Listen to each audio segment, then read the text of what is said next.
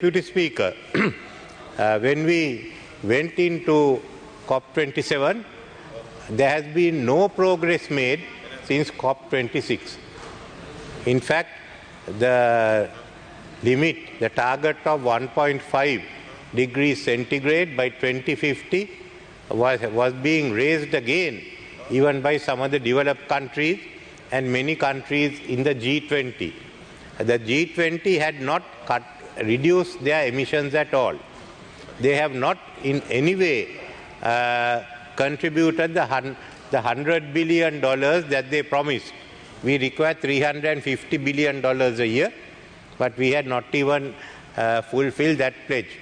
So in that sense, COP20 went to COP27 having a setback to the agreements and the achievements of COP26.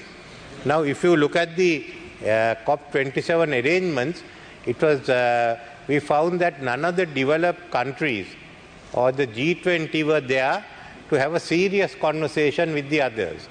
Some of the leaders who came only for the opening day, and though they are supposed to have made statements, those statements were not made in the main conference but on sidelines of various events that took place.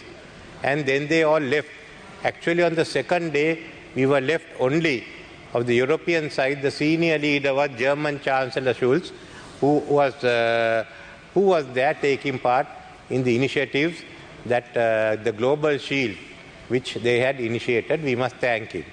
Of the G20 leaders, the main position was being taken by the President of South Africa, Cyril Ramaphosa. In that background, we had, I think, Sri Lanka, myself and some of the others, had to condemn and criticize the stand that had been taken by the G20 countries, the G7 and the developed economies. We can't go on like this. There are serious issues that the world faces. If you listen to the speech made by the Secretary General of the UN, I think in the next 20-30 years, the situation become more serious. We listened to the Pakistan Prime Minister, we studied the situation.